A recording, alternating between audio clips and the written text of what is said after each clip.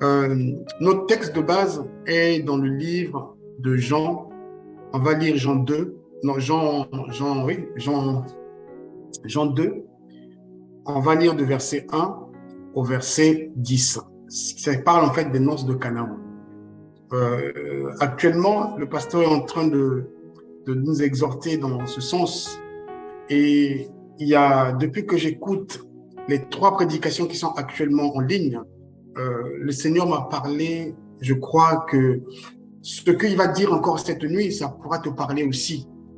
Et si on essaie d'appliquer cela tel qu'il est dit, je crois que les merveilles, nous allons les rencontrer d'ici là. Une fois encore de plus, bien-aimés, bonsoir. Notre texte de base, comme je l'ai dit, c'est dans le livre de Jean 2. On va lire le verset de 1 à 10. Je lis à la version du Semeur. 2 jours plus tard, on célébrait des noces à Canaan, en Galilée. La mère de Jésus y assistait. Jésus avait aussi été invité au mariage avec ses disciples. Je répète, retenez bien cette partie. Jésus avait aussi été invité. C'est sur ce mot-là que nous allons travailler cette nuit. Jésus avait aussi été invité au mariage avec ses disciples. Or, voilà que le vin se mit à manquer. La mère de Jésus lui fit remarquer. Ils n'ont plus de vin. Écoute, lui répondit Jésus. Est-ce toi ou moi que cette affaire concerne? Mon heure n'est pas encore venue. Sa mère dit au serviteur, faites tout ce qu'il vous dira. Il y avait là 6 jarres, retenez encore ça, 6 jarres, 6 jarres de pierre que les Juifs utilisaient pour leur ablution rituelle. Chacune d'elles pouvait contenir entre 80 et 100 litres. Jésus dit aux serviteurs, remplissez d'eau ces jarres. Ils les remplirent jusqu'au rebord. Maintenant, leur dit-il, prenez-en un peu et allez apporter à l'ordonnateur du repas. Ce qu'ils firent. L'ordonnateur du repas goûta l'eau qui avait été changée en vin. Il ne savait pas d'où venait ce vin, alors que les serviteurs le savaient. Puisqu'il avait puisé l'eau, aussitôt il fit appeler le marié et lui dit, en général, on sert d'abord le bon vin. Et quand les gens sont ivres, on leur donne de l'ordinaire. Mais toi, tu as réservé le bon jusqu'à maintenant. Amen. Bien-aimés, je nous ai demandé tout à l'heure de mettre en relief Jésus avait aussi été invité, le mot invité.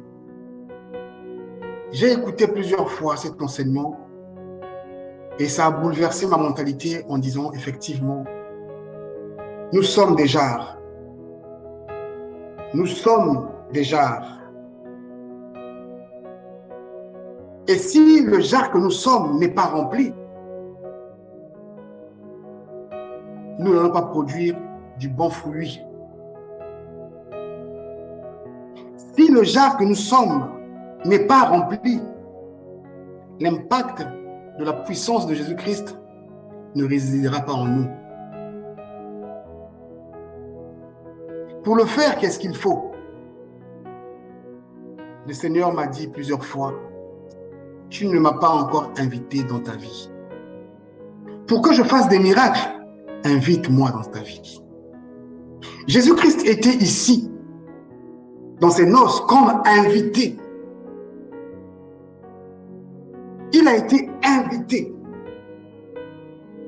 D'où l'étonnement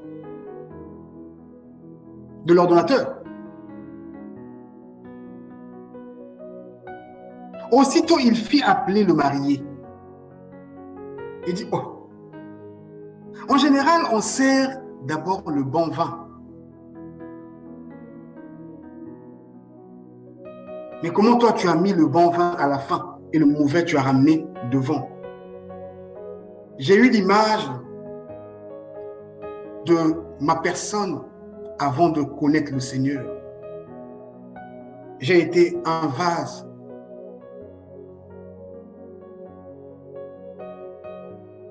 qui n'est pas ou qui n'a pas été rempli. Pour la simple et bonne raison, je n'avais pas invité Jésus-Christ dans ma vie.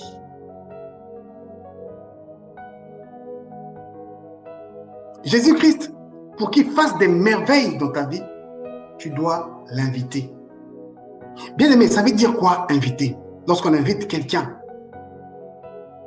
Inviter, ça veut dire manière à droiter, enfin, manière droite de pousser quelqu'un à faire quelque chose. Lorsque je t'invite, c'est une manière de te pousser à agir. Je t'invite à mon mariage. Je t'invite à mon anniversaire. Je t'invite à partager le gâteau avec moi. C'est pour que tu fasses quelque chose, que tu fasses un pas. Quand j'écoutais cet enseignement avec le pasteur, j'écoutais une voix qui me disait, tu n'as pas encore invité Jésus. Pour qu'il fasse des merveilles dans ta vie, tu dois l'inviter. Il faut que tu invites Jésus. Tu es une jarre. Tu dois inviter Jésus. Tu es un vase d'honneur. Pour que tu sois considéré comme étant un vase d'honneur, tu dois être rempli. L'eau qui symbolise la parole de Dieu. Le jarre, le vase qui me symbolise moi. Longtemps j'ai lu ça. Longtemps j'ai vu ça. Mais je n'avais pas eu cette percussion de dire que oui, je suis un vase. Mais si le vase n'est pas rempli de bonne eau, le vase là sera considéré comme étant un vase de bois. J'aimerais bien qu'on puisse lire cela, bien aimé.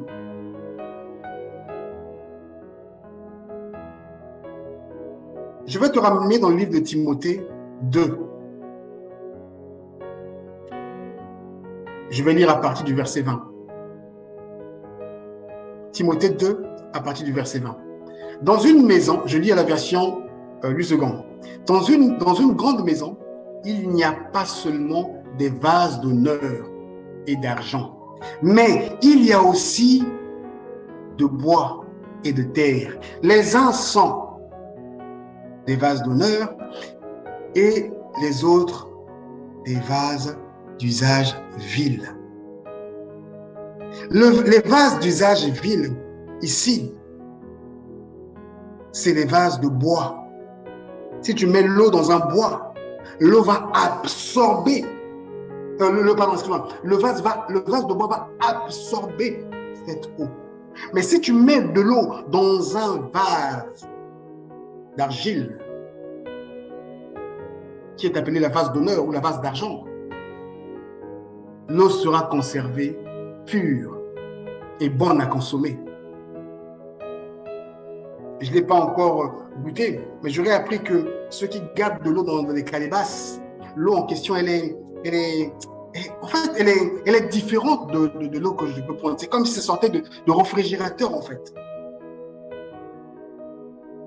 De la manière où cette parole est percée mon cœur, est-ce que tu as lu ce côté qui dit Jésus avait été invité? Il ne s'est pas débarqué de lui-même. Ce n'est pas un voyou qui va venir rentrer dans ta vie parce que tu as été sauvé. Non, mon ami, tu dois l'inviter. Tu veux qu'il fasse des merveilles dans ta vie? Invite-le. Invite-le pour qu'il agisse. Raison pour laquelle il dit à sa maman,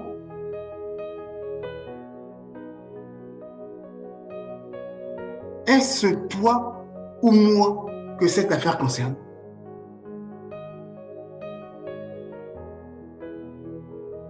Mon heure n'est pas encore arrivée. Je sais que je vais agir. Je sais que je leur donnerai du bon vin, du meilleur vin.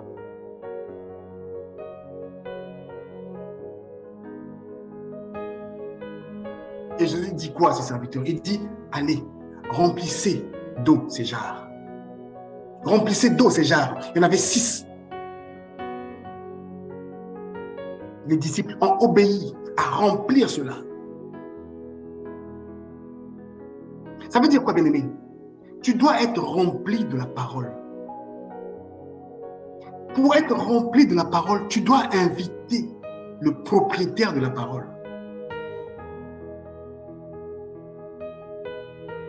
Pour que l'étonnement soit visible autour de toi, comme il était le cas pour l'ordonnateur, qui dit, mais le marié, comment ça se fait? C'est toi qui as fait des courses. Tu nous as servi un vin qui n'était pas ça. Et voici, là, on me ramène un vin qui est d'une excellence sans précédent. Mais c'est quoi? Un vin venu des cieux. Un vin qui a été envoyé par le Père. Et pour que ce vin jaillisse en toi, tu dois faire appel à Jésus. Bien-aimé, c'est comme ça que ça taraudait dans ma tête. Jusqu'aujourd'hui, je me dis, mais Seigneur, je ne sais pas qu'est-ce que je vais dire mardi. Parle seulement de ce que... Tu entends ce que le pasteur est en train de prêcher actuellement? C'est ça. Je ne sais pas si... Je vous le conseille, bien-aimé. Juste en complément de ce que je dis, allez écouter.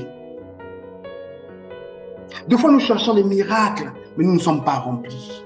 Il n'y a pas la plénitude de la parole ou de la puissance du Saint-Esprit en nous. Un vase vide, lorsque tu tapes dessus, ça sonne gong, gong, gong, gong, gong. Mais un vase rempli, lorsque tu tapes dessus, le son est différent. Et pour que ton vase, le vase que tu es, puisse être rempli, tu dois inviter Jésus-Christ. C'est la raison pour laquelle je t'ai dit, mets en relief le mot inviter. Je te l'ai défini. Inviter, manière à droite de pousser quelqu'un à faire quelque chose. Je te cède ma place parce que tu as été invité. Je prépare des places parce que c'est les places d'honneur, c'est pour mes invités. Mais au retour, mes invités font quoi? Mes invités m'apportent des présents. Les vrais invités, ils apportent toujours des présents.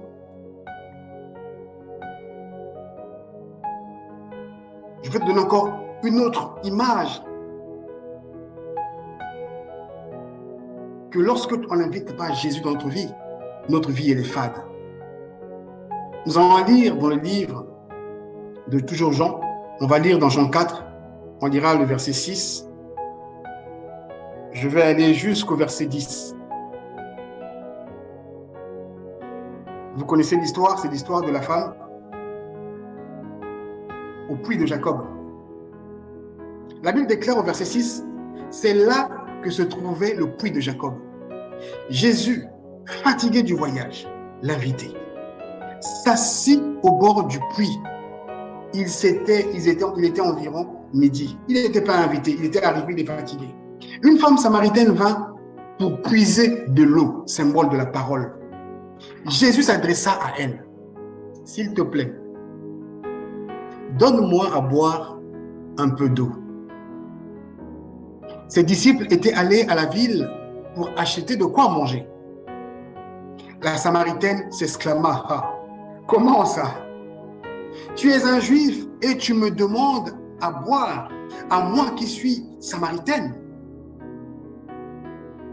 Les Juifs, en effet, évitaient toute relation avec les Samaritains.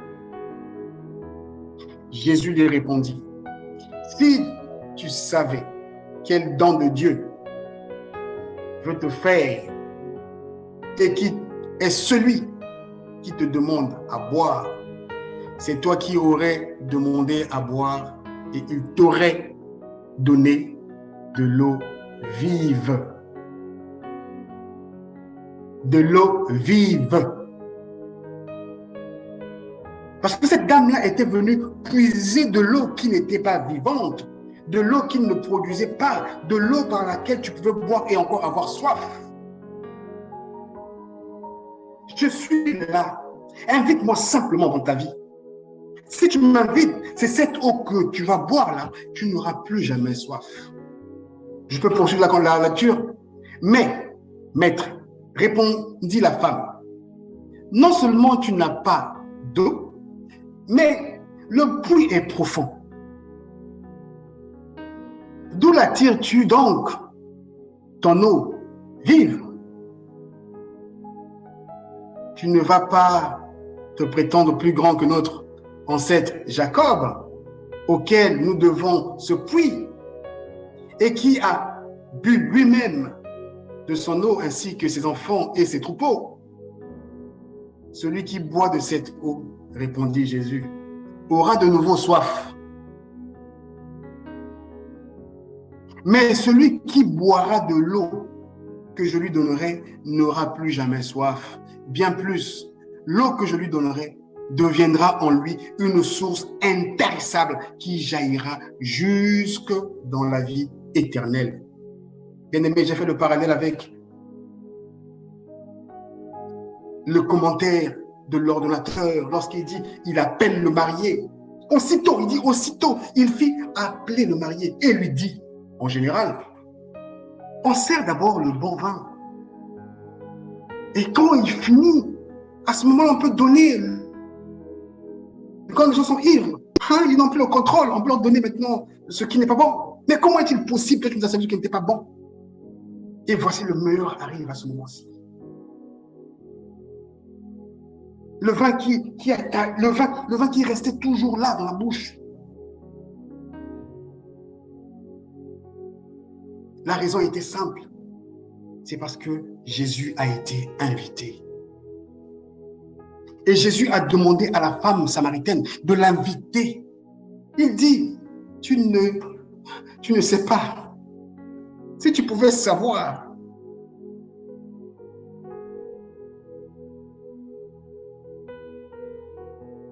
Mais celui qui, tu ne sais pas. Parce que simplement, tu ne m'as pas invité. La suite, vous connaissez, bien-aimés. Je fais juste le parallèle entre Jésus, le vase, Jésus, le vase que nous sommes et l'eau qui est sa parole. Si nous voulons être des bonnes personnes, des personnes qui impactent notre environnement, nous devons être remplis de la parole. Et pour être remplis de la parole, nous devons laisser Jésus s'investir dans nos vies. Nous devons le laisser se manifester puissamment en nous. Sinon, ça sera compliqué. Ça sera compliqué. Tant que tu n'invites pas Jésus, bien-aimé, quand je dis d'inviter Jésus, ce n'est pas de l'inviter juste par dire Jésus, Seigneur, guéris-moi. Tu ne peux pas inviter Jésus sans l'eau. Il dit que pour que les fleuves d'eau vive jaillissent en toi, tu dois inviter Jésus et l'eau. Les deux doivent arriver. Donc, Jésus, il est mon maître, il est mon Seigneur, il est mon sauveur. Les deux doivent arriver. La plénitude.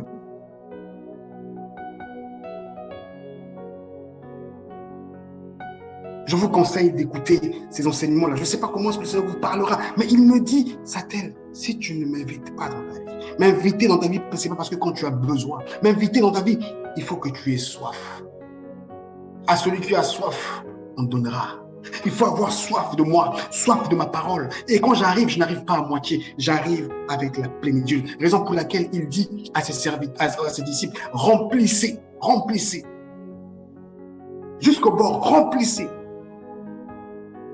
Remplissez d'eau ces jarres. Il les remplit jusqu'à bord. Remplissez la plénitude.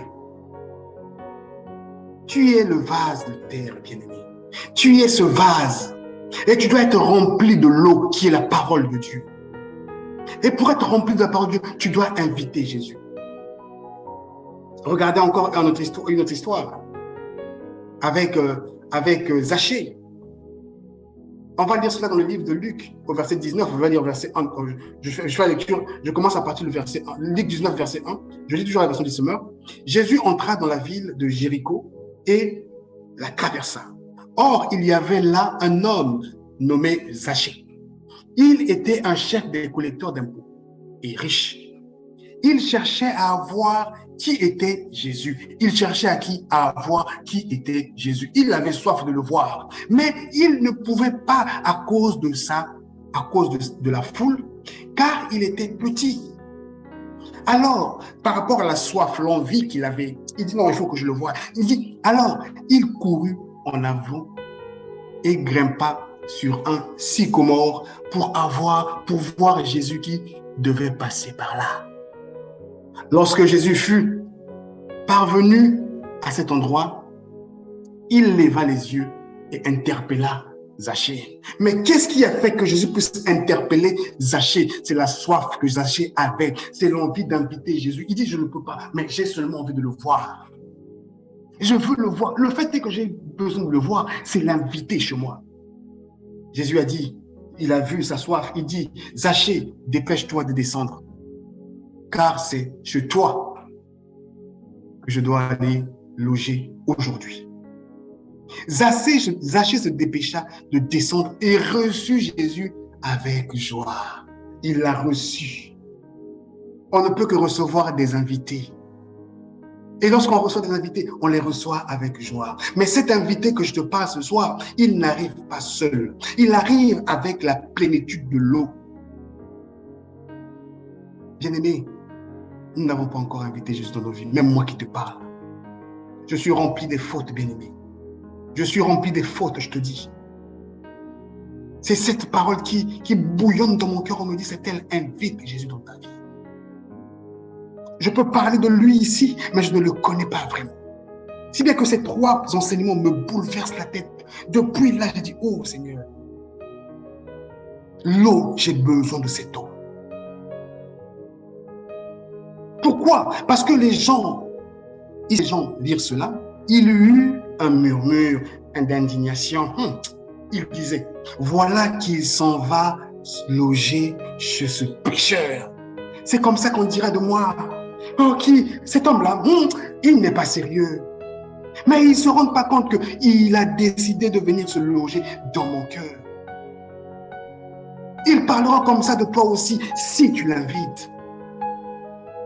Mais Zachée se présenta devant le Seigneur, comme ce soir, je me présente devant toi, Jésus, et lui dit, écoute, maître, je donne la moitié de mes biens aux pauvres. Et si j'ai pris trop d'argent à quelqu'un, je lui rends 4 fois plus. Jésus dit alors, aujourd'hui, l'eau est venue dans ta vie. Aujourd'hui, la plénitude de ce qui te manquait est là. Jésus lui dit, aujourd'hui, le salut est rentré dans cette maison. Parce que cet homme est lui aussi un fils d'Abraham. Bien-aimé, tant que tu n'invites pas Jésus, rien ne va se faire. Rien ne va se faire. Je peux te lire encore un autre passage dans le livre de Luc 7. Je te lis à partir du verset 3. Luc 7. C'est l'histoire du centenier en fait. Un centenier, je remonte au verset 2. Luc 7, verset 2, je vais dire 2 à 3. Luc 7, verset 2.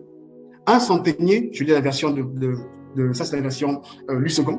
Un centenier avait un serviteur auquel il était très attaché et qui se trouvait malade, sur le point de mourir. Ayant entendu parler de qui? De Jésus. Lui dit, ayant entendu parler de qui? De Jésus.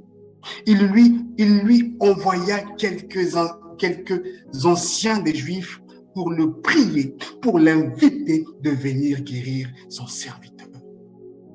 Bien-aimé, tant que tu n'invites pas Jésus, nous blaguons avec la parole de Dieu. Je blague avec la parole de Dieu. Je ne te cache pas, toi qui m'écoutes. Depuis le vendredi dernier, je suis en train d'écouter ces enseignements-là. Je suis en train d'écouter, de réécouter. Ça t'aide, tu n'as pas encore invité Jésus. C'est pour ça que je vais te partager. Je veux qu'on invite Jésus. Je veux moi-même inviter Jésus. Le serviteur, le centenier romain était très attaché avec son serviteur. Je suis attaché à ma vie, mais ma vie est malade. Ma vie ne se porte pas bien. Ma vie est bourrée d'erreurs. Il me faut quelqu'un. Ce quelqu'un-là est Jésus. Lorsqu'il arrive, il arrive avec la plénitude de sa puissance. Il n'arrive pas à moitié. C'est pour ça que je dois l'inviter. Invite-le, il va ramener. Et l'eau qu'il mettra, ceux qui ne le connaissent pas. Ceux qui ne le connaissent pas diront, comme ces derniers, avec Zachée. Comment il peut aller s'asseoir avec le gars là? Le monsieur qui est bourré de péchés là. Mais Jésus a dit quoi? Le salut est chez toi aujourd'hui. La grâce est chez toi aujourd'hui. Pas de la grâce que j'entends ici. Nous vivons à l'époque de la grâce. Non, bien-aimé, non, c'est pas ça. Tu n'as pas encore invité Jésus dans ta vie. Tu n'as pas encore invité Jésus dans ta vie. Tu dis que la grâce quand tu es dans la joie. Mais quand il y a des tourments, tu refuses que c'est... Je ne sais pas. Invite Jésus dans ta vie. Jésus, il dit, allez, remplissez d'eau ces jarres. Remplissez d'eau Statel. Remplissez d'eau Simon. Remplissez d'eau Léon. Remplissez d'eau. Nous devons être remplis de la parole. L'eau est symbole de la parole de Dieu. Pour laisser l'étonnement à ceux qui t'ont connu avant. Et ils vont voir, oh, c'est la même personne. Mais qu'est-ce qui a fait? Jésus, attends, bien aimé, je relis ça. Je relis ça. Le livre de Jean 2. La partie, il y avait là 6 jarres. Il y avait 6 jarres de pierre. 6 jarres de pierre que les Juifs utilisaient pour leur ablution rituelle. Chacune d'elles pouvait contenir, en tenant la quantité, 80 et 100. 80 et 20, ils disent 80 et 180 et 120 litres. Jésus dit aux serviteurs, remplissez d'eau ces jarres. Ils les remplirent jusqu'au bord. Maintenant, leur dit-il, prenez-en un peu. Il a dit, ne donnez pas tout. Ne donnez pas tout. Prenez un peu. Allez donner. Juste un peu. Le peu que j'ai mis là, prenez un peu. Il y en avait 3, 6. Prends juste 2 ou 3. Va donner. Va donner. Le 3 là, même les 2 là que tu vas leur donner, ça va clôturer la fête. Prenez-en un peu et allez apporter à l'ordonnateur du repas. Ce qu'ils firent. L'ordonnateur du repas goûta l'eau qui avait été changée en vin. Il ne savait pas d'où venait ce vin. Il s'est posé. Mais c'est qui? C'est qui? Mais qu'est-ce qui a pu ramener ça? Alors que le serviteur le savait. Puisqu'il avait puisé l'eau. Auprès de qui ils avaient puisé l'eau? Qui a ordonné à ceux qu'on aille puiser l'eau? Lorsqu'il a dit, allez puiser, allez, remplissez à rebord. Donc, le moment où Jésus il parlait, c'est quand on lui avait demandé les impôts. Il dit, ok, je vais payer. Simon, va à l'océan. Il y a un poisson qui est là qui a notre argent. Va payer. Parce que ce que je vais donner doit être différent de ce qui est fait de la main d'homme. De ce qui est fait à Bordeaux. Le vin qui est fait fabriqué à Bordeaux, là, non, pas ça. Le vin qui est fabriqué de la bouche du Rhône, pas ça. Je vous ramène de l'eau. Mais pour cela, je dois être invité. Jésus-Christ a été invité. Bien-aimé, invite Jésus. Je ne te cache pas. Je ne te cache pas. Invite Jésus-Christ. Je te partage ce que je suis en train de vivre actuellement. Invite Jésus-Christ. Nous devons l'inviter. Nous devons l'inviter. Et c'est lui qui remplira nos vies d'eau. Il l'a dit à la femme samaritaine. Il l'a dit à la femme samaritaine.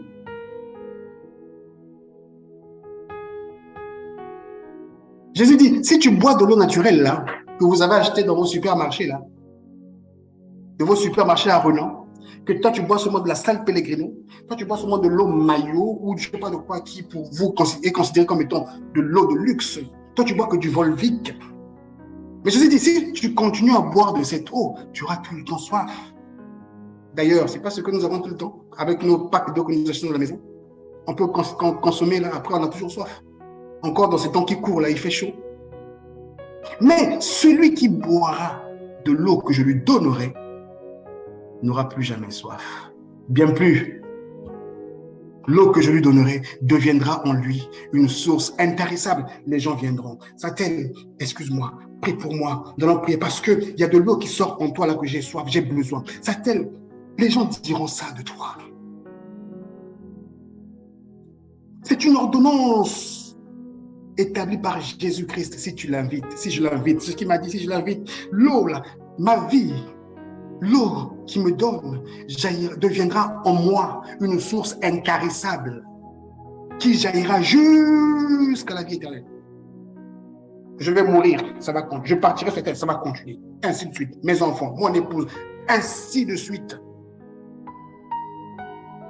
Mais pour que cela soit possible, tu dois l'inviter. Quel est le message qu'il m'a donné ce soir? Quel est le message qu'il m'a donné ce soir?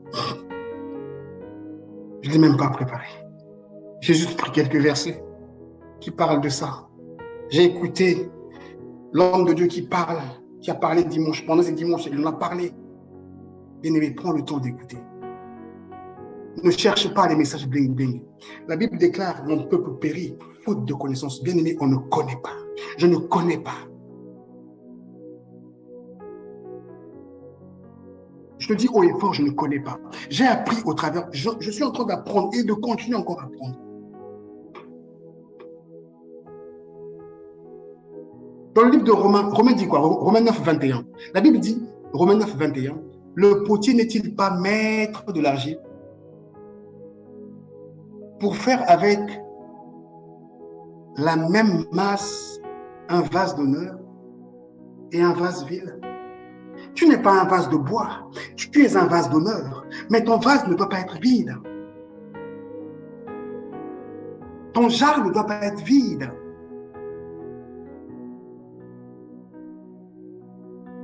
Le vase est le symbole de la terre. Nous sommes créés à l'image de Dieu. Il nous a créés par la poussière de la terre.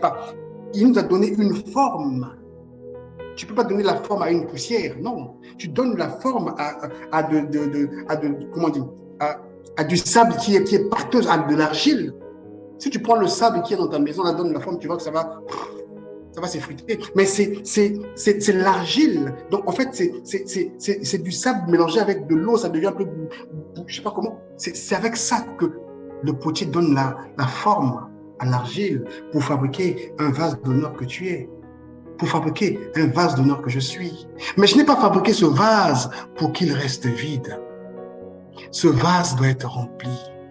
Invite-moi qui contient le contenu du vase. Bien-aimé, le plus important dans une bouteille, ce n'est pas le contenant, mais c'est le contenu. Dans les pays francophones, on nous arnaque un peu, excusez-moi du terme. Je suis allé en Allemagne plusieurs fois. En Allemagne, quand tu achètes une bouteille d'eau, tu n'achètes pas le contenu, mais tu achètes le contenant. Quand tu achètes, une fois consommé, tu repars dans le magasin où tu as acheté, tu remets la bouteille, on te rembourse des centimes. Pour ceux qui habitent en Allemagne, ils pourront confirmer. Pour ceux qui sont déjà allés en Allemagne, ils pourront confirmer. Le contenu est beaucoup plus important aussi. C'est de ça. Mais Jésus, il te ramène le contenu et le contenant. Le contenu que je t'apporte, ce n'est pas le contenu fait du bois, c'est le contenu fait de l'argile. Mais je dois te remplir. Pour cela, invite-moi. Bien-aimé, voici le message que j'avais à te partager cette nuit. Invitons Jésus-Christ dans nos vies. Nous nous occupons en fait de plein de choses. Quoi qu'il arrive, bien-aimé, nous allons tous mourir. Nous partirons de cette terre des vivants un jour. Quoi que tu cours, dans ta course, invite Jésus tous les jours. Dans ta marche, invite Jésus. Si tu invites Jésus, la convoitise ne sera pas en toi. Jérusalem te sera vue comme ça. Invite Jésus. Écoute les enseignements. Prenez le temps de réécouter les enseignements qui se passent même entre nous. Écoutez, écoutez. La parole de Dieu peut être prêchée d'une multitude de facettes. Si vous m'écoutez, là, vous écoutez le pasteur dans ce qu'il a dit, il y a peut-être il y a une complémentarité, mais selon que le Seigneur te touchera dans le cœur. L'objectif, c'est d'inviter Jésus-Christ, d'être rempli de sa parole. Que Dieu vous bénisse. Amen.